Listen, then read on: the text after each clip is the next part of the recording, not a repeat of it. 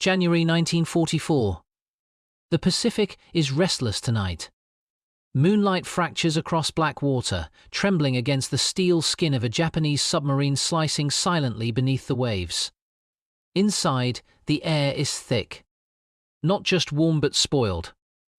Diesel fumes linger in the narrow corridors, clinging to uniforms and skin. Condensation runs down the interior hull like sweat. In the engine room, pistons beat like a mechanical heart, relentless and loud, yet muffled by layers of steel and ocean. A sailor wipes his face with a cloth already soaked through. Another checks a valve by touch, his fingers slick with oil. No one speaks. Sound itself feels dangerous down here.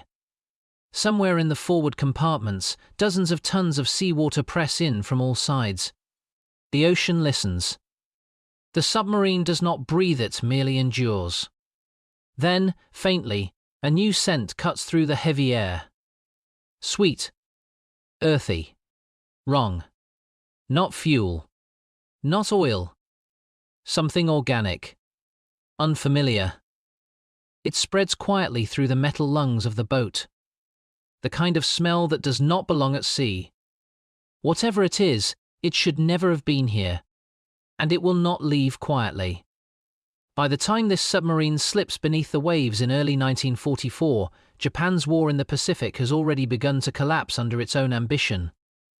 3 years earlier, the Imperial Japanese Navy had surged across Southeast Asia and the Central Pacific with stunning speed. Pearl Harbor was supposed to be the opening blow of a short, decisive conflict. A shock so violent that America would recoil, negotiate, and retreat back across the ocean. But history does not move according to planning documents. It moves according to friction. By 1944, the tide had reversed. American shipyards were outproducing Japan by entire fleets. New carriers slid into water almost weekly. The skies over the Pacific were filling with American aircraft. And beneath the ocean, Allied anti-submarine patrols narrowed the sea lanes into deadly corridors of steel and sonar. Japanese surface fleets were thinning. The air arm was bleeding pilots faster than it could train them. Oil was scarce. Bases were falling. Imperial headquarters clung to space on maps that no longer reflected reality. Into this shrinking empire moved Japan's last longblade at sea, its submarine force. Unlike Germany, which built hundreds of U-boats to choke Allied shipping in the Atlantic, Japan had never committed fully to submarine commerce raiding. Japanese doctrine saw submarines as fleet weapons, not hunters of merchant ships, but assassins of enemy warships.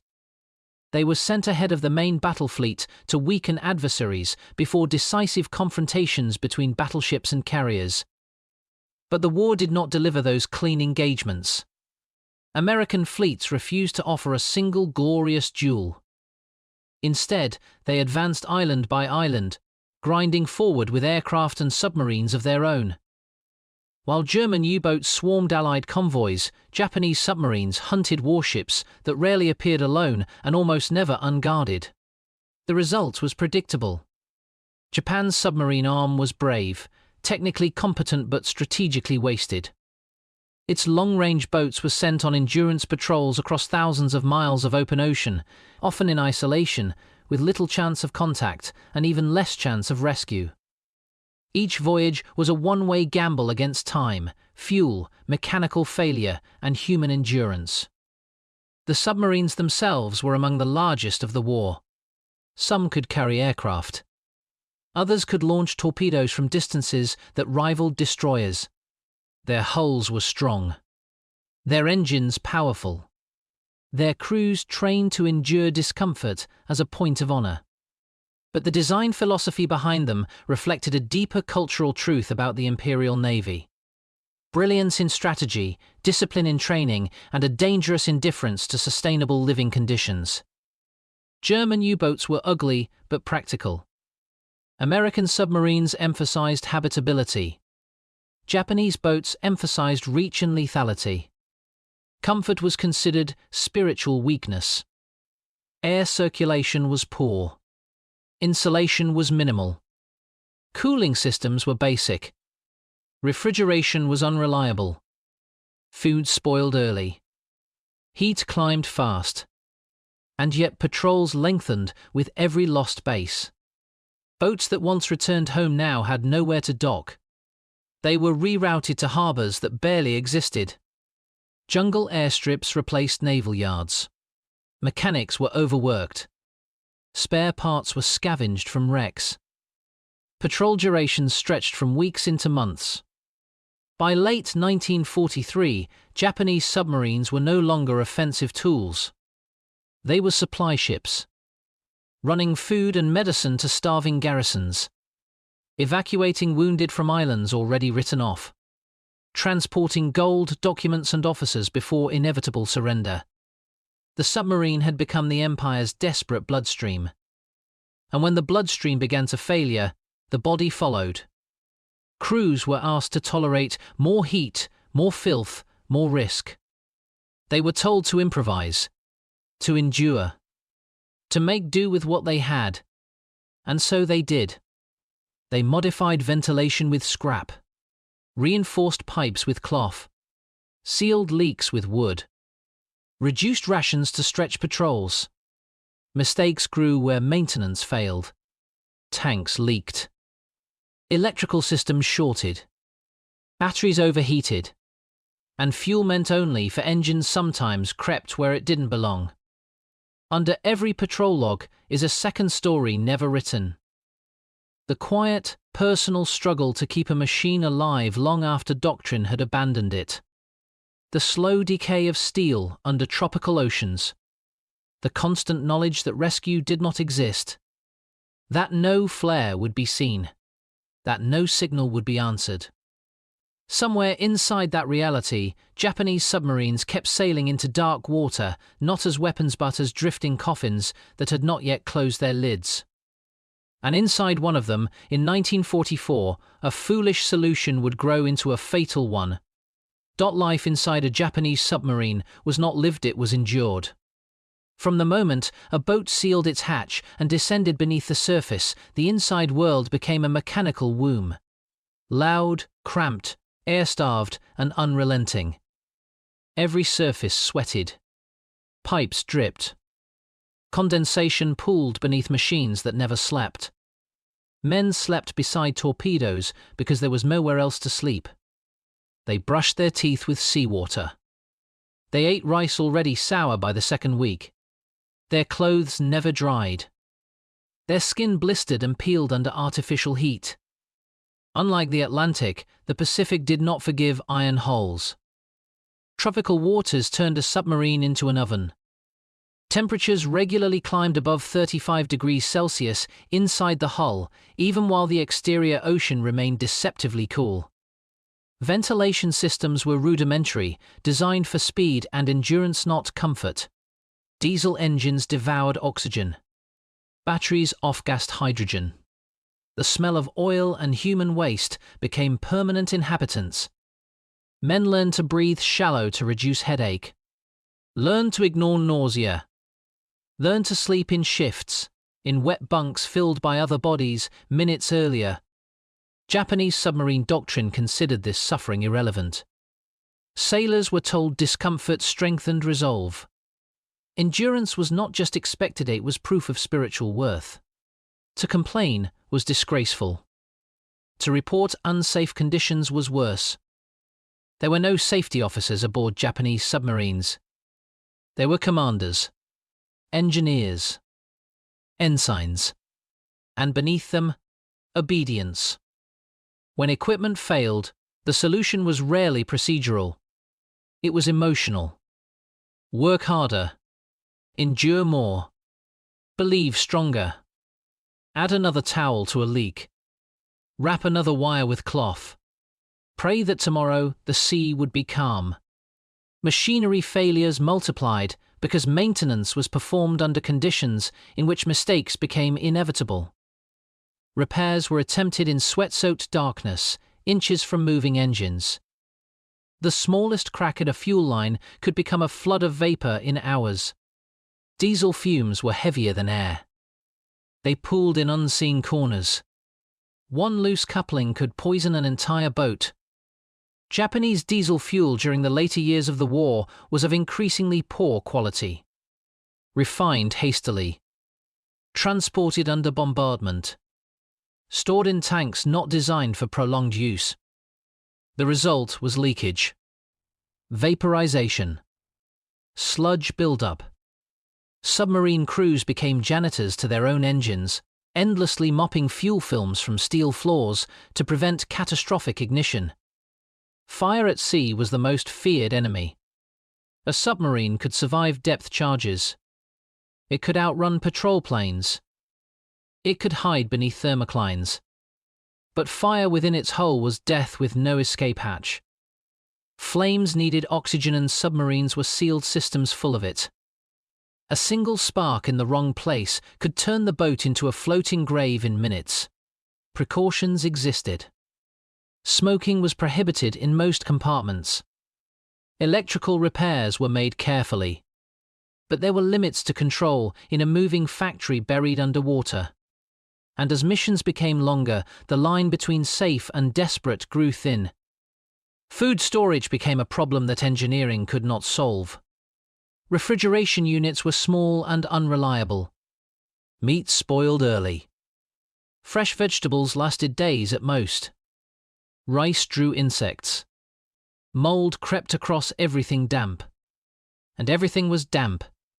Japanese submarines took creative approaches to prolonging food stocks. Dry storage in canvas bags. Hanging vegetables from pipes. Wrapping root vegetables in cloth and storing them near ballast tanks where temperatures were slightly lower.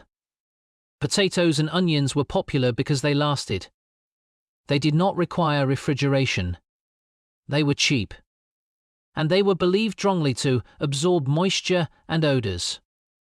In a culture that prized improvisation and endurance, informal solutions replaced formal procedure. The submarines had manuals, but survival seeded its own doctrines. Someone, somewhere had noticed that cut potatoes darkened faster near fuel spills. Someone concluded incorrectly that they absorbed harmful fumes. The idea spread quietly, passed between crews like superstition. No official directive endorsed it. No engineer tested it. But in a world where desperation breeds belief faster than evidence, folklore became engineering. Potatoes began to appear not just in mess compartments, but in engine rooms. Wedged between pipes. Stacked near fuel tanks. Hung in netting close to vents. They were said to clean the air. To neutralize fumes. To keep men alert. No one knew who started it. No one questioned it either. Because questioning meant delaying a solution, and delay felt dangerous. Beneath deck plates, in the last year of the war, Japanese submarines became floating ecosystems not just of steel but of rot. Organic matter decaying inside oil. Heat encouraging fermentation. Moisture accelerating breakdown. The submarines were not prepared for it. They had been designed for war. Now they housed decay. And rot does not remain quiet. It transforms. It gives off gas. It builds pressure. It changes the chemistry of air. Somewhere deep in the Pacific, inside one such submarine, the smell of earth and starch would soon become the smell of disaster. The first angle was human, because everything inside a submarine began and ended with the men who lived inside it. They did not think of themselves as heroes. They thought of themselves as survivors. Day after day, patrol after patrol, they learned the limits of their bodies the way sailors once learned the tide quietly and without complaint. Sweat never dried. Salt corrosion burned the skin beneath their uniforms. In the silence between engine shifts, they heard their own hearts and the distant echo of the sea pressing in. Sleep came in fragments. Dreams dissolved in sweat. Letters from home stopped arriving. News, when it came, grew shorter and darker. Some knew already that Japan was losing. Others refused the thought. But all of them understood one truth. They were alone. No matter how powerful the Empire claimed to be, inside a steel tube beneath 6,000 meters of ocean, power did not exist. Only breath and time did. Men collapsed from heat exhaustion without warning. Rations thinned. Mold crept across rice balls before they reached mouths. Drinking water warmed until it tasted metallic. The psychological toll was as quiet as it was total. Men became rigid. Emotionless. Detached. Not because they felt nothing but because feeling was a waste of oxygen. Every unnecessary breath felt dangerous. The second angle was technological, because unlike surface ships, submarines were not monsters of armor, and guns they were chemistry labs struggling to remain stable. Diesel engines burned oxygen. Batteries expelled hydrogen. Fuel evaporated into poisonous vapor. Every chemical process inside the hull worked against the men it enclosed. Blow too deep and pressure buckled steel. Run generators too long and oxygen depleted. Crewmen monitored air content like priests reading signs. Matches were controlled. Tools were isolated. Electrical systems were treated as enemy agents waiting for chance. Yet as the war advanced and parts disappeared, technology fell backward. Repairs were simulated. Gauges lied because they were broken. Tanks leaked because seals were worn beyond replacement. Diesel fuel never, intended to be inhaled, became an invisible occupant in every compartment. Headaches were constant. Nausea normal. Eyes stung without visible cause. When submarines surfaced, crews rushed onto decks not for air patrols but for air itself. They breathed greedily. Like drowning men breaking surface. The third angle was tactical, and it may have been the cruelest of all. Japanese submarines did not fight the war as it was, but as it had once been imagined. They patrolled vast areas alone. They hunted warships that were rarely alone. They avoided convoys that could have fed war production, instead chasing carriers that vanished by dawn. Meanwhile, American submarines sank Japanese shipping with methodical efficiency. Oil convoys, rice transports, iron ore carriers. The Japanese war machine was starving from below, even as its submarines searched for prey that refused to appear. Commanders were given enormous patrol areas and minimal support. No air cover. No rescue doctrine. No refit schedule. Boats returned damaged and were sent out again. Sometimes with the same faults. The tactical doctrine had not evolved, but the enemy had. Allied sonar loomed invisibly beneath every wave. Aircraft prowled like hawks. Destroyers hunted on suspicions alone. To surface was to invite death. To remain submerged was to decay. Tactical necessity trapped men inside machines that were failing them. This was not war as charge and countercharge. This was war as suffocation. Strategy turned into endurance. Victory turned into survival. And survival demanded solutions that training manuals did not contain. It demanded improvisation. And improvisation without science became faith. The fourth angle was leadership, and it existed primarily in silence. Japanese submarine commanders were not tyrants, they were prisoners of doctrine. They stood between an empire that demanded action and a machine that increasingly refused to obey it. To cancel a patrol required justification. To report a failure of morale required bravery of a different sort. The Navy did not punish men for breakdowns, but it remembered them. Officers advanced by never admitting weakness. A commander's logbook was not a diary. It was a weapon. Every entry was a declaration of competence, whether deserved or not.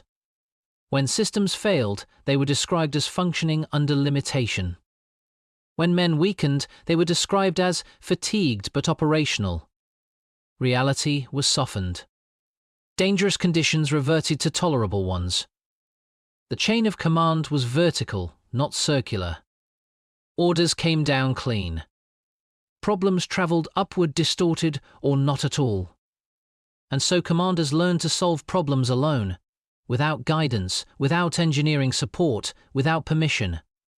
If diesel vapors rose, they found ways to force ventilation. If food rotted, they created storage methods from instinct. Leadership became less about control and more about concealment. Concealment from superiors. Concealment from doubt. The crew did not need reminders of danger, they lived inside it. They needed certainty. Even when certainty was made from air. The fifth angle was the enemy unseen but relentless. Not merely Allied sailors, but Allied science. Radar rotated in silence. Sonar scanned darkness with sound. Aircraft cast shadows on water miles wide. To a Japanese submariner, the enemy was less a human and more a presence. A pressure. Something that stalked invisibly. Sometimes hours passed without sight of a ship and crews felt hunted anyway. American tactics no longer relied on encounter. They relied on pattern. They guessed patrol routes. Calculated surfacing windows. Waited where submarines had to pass. Depth charges did not fall at random by 1944. They fell where submarines must be. And yet when Japanese boats were lost, High Command often attributed it to technical failure. Mechanical issues. Battery fires. Hull collapse. True, sometimes. Convenient, always. The enemy was easier to blame than doctrine. Easier than admitting vulnerability. Easier than admitting the sea had become hostile. The sixth angle was moral, and it was the most silent of all. War celebrates explosions, charges, and flags in the wind. It does not celebrate men who suffocated quietly in steel capsules because no one questioned a bad idea. The submarine is a uniquely moral space. It does not allow heroics in the traditional sense. There is no room to run. No open deck to rally. No field to charge across. A submarine kills and dies in closed space, where heat and fear have nowhere to go. When something goes wrong, there is no distance between cause and consequence. Men do not die separately. They die together. The potato trick, as it would later be called, did not begin as stupidity. It began as hope. A hope that rot could clean rot. That something alive could purify something dead. That earth could cleanse oil. It was born in desperation and nurtured in silence. And like many beliefs formed under pressure, it was never questioned until it exploded. Only when flesh felt the cost did myth collapse. And by then, it no longer mattered. Because the submarine it would doom was already sealed inside its fate, drifting not through water but toward consequence. The submarine had been at sea for weeks when the first warning came not as an alarm, not as a gauge slipping red, but as a smell that did not belong. It was faint at first. Almost pleasant. Earthy. Sweet. The kind of scent one might expect from soil after rain. It drifted through compartments unpredictably, sometimes disappearing, sometimes returning stronger. Sailors mentioned it in passing. A joke, maybe. Someone blamed onions. Someone else laughed that the galley had failed again. But inside the engine room, beneath the laughter, mechanics frowned. Diesel fumes were sharp. Metallic. They stung the nose and burned the eyes. This smell did neither. It grew warmer instead of harsher. Thicker instead of thinner. And in a space where every change in air meant something, this one was wrong. Still, no alarm was raised. The captain had other problems. Fuel consumption was high. Electrical systems were unstable. Battery temperatures were climbing. The submarine had been forced to dive repeatedly due to distant aircraft. Each submergence worsened the heat. Ventilation was rationed. Fresh air became a reward, earned only by survival until nightfall. When darkness came, the submarine surfaced to recharge batteries and ventilate compartments, but the air that returned did not clear what lingered inside. It merely stirred it. The potatoes are packed tightly near fuel lines and air ducts as improvised air purifiers had begun to sweat. Heat awakened fermentation. Moisture softened skins. Mold touched flesh. What remained unseen built pressure. The gases released by decay did not escape. They were trapped inside steel. And they mixed with diesel vapor. Meanwhile, the engine room grew slicker with fuel sheen. Mechanics wiped endlessly. Cloths darkened. Hands stank of oil no matter how often they scrubbed them. One man developed blisters beneath his fingernails. Another complained of dizziness. The smell deepened. Something like sweetness layered with rot. Someone finally said it aloud that the air felt heavy. Not warm. Not dirty. Heavy. As though breathing meant pulling weight into the chest. That evening, the submarine dove suddenly when radar contact was suspected. Hatches were sealed without ceremony. Airflow dropped. The smell intensified almost immediately, no longer subtle. It rolled through compartments like invisible smoke. Men complained of headaches. Eyes watered. One sailor vomited near the forward torpedo room. Another fainted briefly, but recovered. The captain was told. He requested a report from engineering. They could not identify a precise source. No pipe was ruptured. No tank visibly breached. The assumption was accumulation, not failure. They would ventilate when they surfaced. But they did not surface. Allied aircraft forced them down again. Then again. Hours passed. The internal temperature climbed into dangerous territory. Sweat stopped evaporating. It pooled instead. The smell transformed. It became sour. Acidic. The submarine felt alive in the wrong way as though it were rotting from within even as it moved. A faint popping sound was heard once near the engine room. No one could identify it. Then it happened again, louder. Somewhere in the steel belly, something had shifted. Something inside the mass of decay and fuel had crossed a line. The captain ordered forced ventilation even against detection risk. Compressors roared. Ducts strained. Air surged through vents, not as relief but as ignition.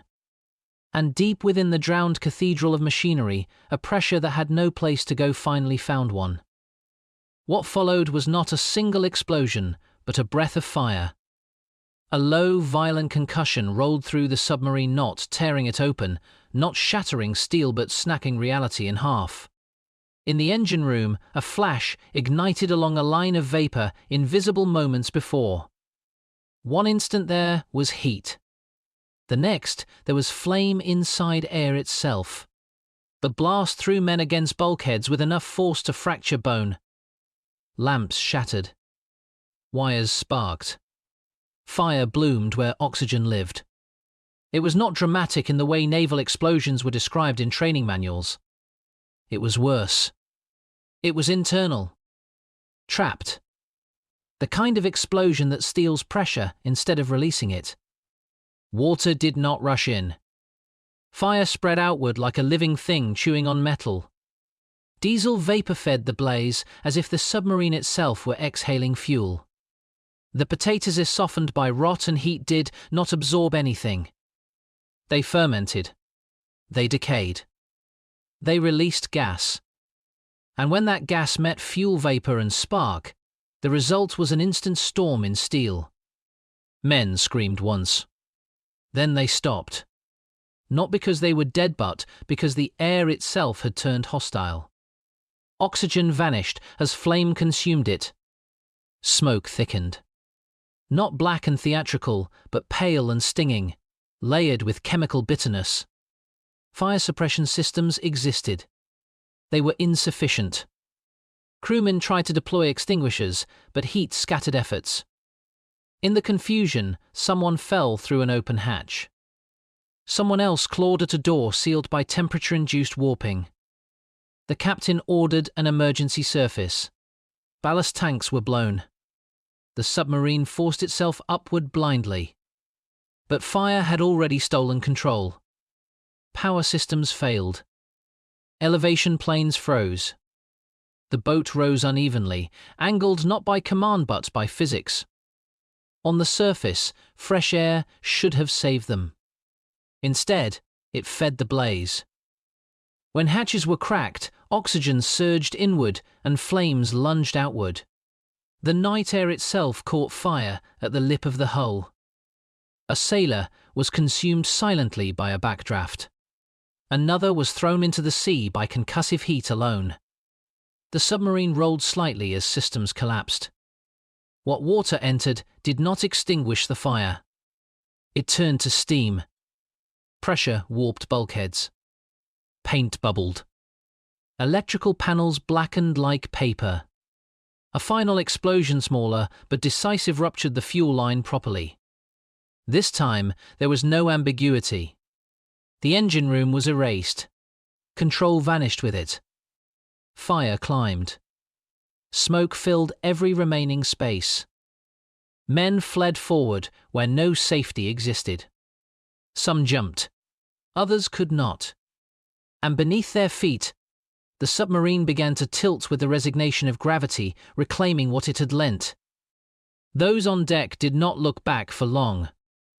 There was nothing left to recognize. Flames painted the ocean orange. Then one by one systems died. And the submarine, once a backbone of empire, slipped beneath the water with a sound that could not be heard through fire. Those who remained inside had no last cries. Fire had eaten sound itself, and the sea sealed the rest. In the cold silence that followed, nothing floated to explain what had happened. No witness lived long enough to testify clearly. There was no dramatic sinking. No enemy ship to credit. There was only an absence where something had existed. And in naval records, the cause would be summarized in a handful of quiet words. But none of them would say potatoes. They would say mechanical failure. They would say fire incident. They would say unknown. They would never say desperation, or superstition, or rot, or hope. And the ocean would keep its silence because it had been paid to. The sea did not mark the place where the submarine went down. There was no buoy, no floating wreckage field, no oil slick wide enough to attract patrol aircraft. By the time dawn pressed pale light across the Pacific, the water was smooth again. Somewhere beneath it, twisted steel cooled in the dark. Above it, the war moved on without slowing. In Tokyo, there was no siren, no emergency council. Losses arrived as numbers, not bodies. A submarine that failed to report back within its operational window was listed as overdue. Weeks later, it would be reclassified. Presumed lost. There were no search expeditions dispatched.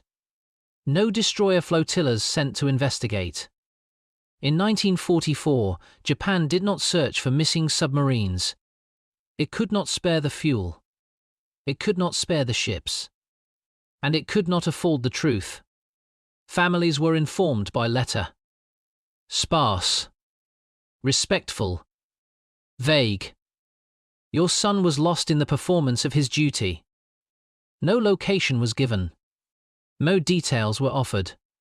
In many cases, the Navy itself did not know what had gone wrong. The enemy was the easy assumption.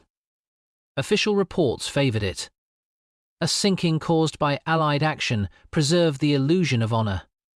Mechanical failure could be hidden inside language. Fire incidents became combat losses. Anything was preferable to admitting a submarine had been defeated not by an enemy but by itself. Naval archives would later reveal how loosely such disappearances were recorded. Dates were estimated. Locations guessed. Survivorship counted in ghosts. In some cases, entire crews simply ceased to exist on paper. as though erased by the sea and then again by bureaucracy. There were no photographs of their deaths. No documentation of the interior fire.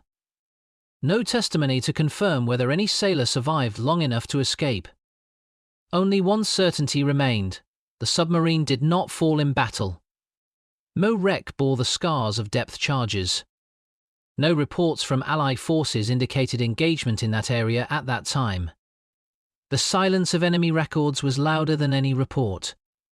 Somewhere within that absence lay the truth that this loss had not come from torpedoes, sonar, or explosives dropped from planes. It had come from improvisation taken too far. And the Imperial Navy had no language for that kind of defeat.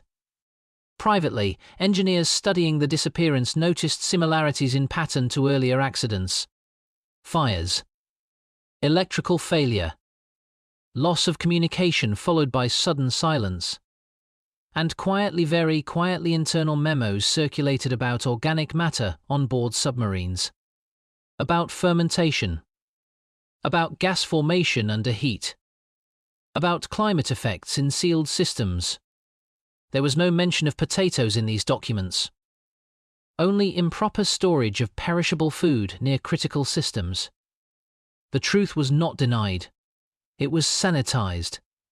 Within the submarine force, whispers moved faster than orders. Crews spoke of the lost boat. Of how it had been carrying more vegetables than usual. Of how mechanics had complained of sweet air before contact ceased. Superstition shifted. The very belief that had caused the disaster now morphed into warning. Potatoes disappeared from engine rooms. Onions were banned from storage near fuel tanks. No command was issued. None needed to be. The lesson had been written where no official record could erase it: on steel, in fire, and beneath water. Sailors carry certain knowledge quietly. They do not need manuals for it. They learn when something kills someone they knew. And the war did not pause for learning. The next submarine still left port. The next crew still sealed the hatch behind them. But some smelled the air differently now. Some moved food farther from heat. Some watched decay as closely as they watched fuel. They did not speak of it publicly. They had no language that would survive rank. But memory outlived hierarchy. And inside the remaining submarines, something shifted. Not in command. Not in doctrine. But in instinct. The Japanese Navy never officially acknowledged that a submarine had been lost to something as simple, as humiliating, as rotting food. The Empire died without confessing that kind of vulnerability. When the surrender came in August 1945, records were burned as a matter of doctrine. Logs were destroyed. Engineering assessments vanished into fire barrels. No public reckoning followed. No committee gathered after the war to ask how many men had died, not because of combat but because of silence. Western historians would later uncover fragments. Damage reports from port authorities. Letters from engineers quietly filed in personal archives. Notes within design documents that referenced organic gas buildup and food-related hazards in high-temperature compartments. They were never connected officially. Only when veterans spoke decades later did patterns emerge, and by then, most of the men involved were already gone. Survivors of other boats described being ordered to move food not by regulation but by rumor. A submarine burned itself from inside, one sailor recalled years later in fragments. No enemy. Only stink, then fire. These were not combat stories told loudly in reunion halls. They were spoken softly, with the shorthand of men who had been sealed inside the same darkness. The Navy's silence extended beyond the war and into history. Heroes received names. Mistakes did not. Museums displayed uniforms, flags, navigation equipment. They did not display the cautionary failures. There was no plaque for a crew lost to fermentation. There was no memorial for a disaster caused by good intentions and bad engineering. And yet the lesson persisted, quietly changing submarine design worldwide. Post-war submarine engineering placed new emphasis not just on weapons and hull strength, but on environmental systems. Ventilation doubled. Refrigeration systems grew larger and more resilient. Air quality monitoring became standard. Food storage protocols were rewritten in scientific language, not tradition. The submarine was no longer treated as a weapon first and a habitat second. It became both, or it would kill its occupants. This shift was not credited to any one Japanese submarine because it could not be without dishonor. But it happened. The steel remembered what leadership would not. Japanese submariner training after the war, in the Maritime Self-Defense Force, was radically different. Engineering hygiene became critical. Psychophysiological endurance was studied instead of assumed. Doctrine absorbed what history had concealed. Globally, navies integrated environmental monitoring as a survival system, not a luxury. Today, modern submarines measure oxygen, carbon dioxide, humidity, and hydrocarbon vapor continuously. No crew relies on smell. No commander trusts folklore. Chemistry is no longer whispered at sea. It is enforced. But the cost of that precision does not vanish. It lives beneath the hulls of modern fleets, in older steel resting on bottom that no map marks. The sea does not nag history with reminders. It offers closure disguised as forgetting. Wrecks collapse slowly into reefs. Fire damage erases itself through corrosion. Names vanish from operational logs and drift into ancestry charts. Somewhere in the Pacific, rods of metal that once housed men now lie empty. Fish swim where sailors once slept. Barnacles grow where fire once burned. And the mistake that ended it all no longer smells. It no longer steams. It simply exists as absence. And history, which prefers battles and heroes almost, let it disappear entirely. War is remembered through images of fire in the sky, fleets colliding in open water, and flags raised on broken ground. But most of war does not look like that. Most of it happens in rooms with no windows, beneath pressure that no camera can capture, inside decisions that feel small while they are being made. The submarine that vanished beneath the Pacific did not die in a duel of titans. It did not trade blows with an enemy it could see. It died quietly, in heat, darkness, and belief. It died because someone tried to solve a chemical problem with a vegetable. Because desperation was allowed to dress itself as wisdom. Because survival demanded answers faster than science could give them. The sailors aboard that boat did not fail each other. They endured what they were given. They followed doctrine, obeyed orders, and trusted what they were told. The failure was not human. It was institutional. It was the kind that waits patiently behind pride and punishes quietly when no one is watching. Somewhere between command and crew, reality became inconvenient. Somewhere between honor and engineering, a lie was allowed to live. And lies, like decay, release gas. Nothing about their deaths was spectacular. No newspapers carried photographs. No medals were pinned to empty uniforms in front of crowds. Families received folded paper and silence. And the ocean received names it would never return. This is how many wars truly end, not with ceremony, but with omission. Not with explanation, but with quiet. And yet something remains. Not in steel and not in records. It remains in the way we build machines now. In the way submarines breathe. In the way engineers distrust shortcuts. In the way no sailor today wedges food into an engine room and calls it safety. The lost men did not know they were writing that lesson. But they did.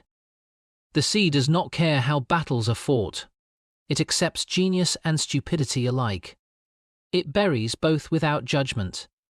What it leaves behind is not evidence but memory. And sometimes the smallest mistake leaves the longest shadow.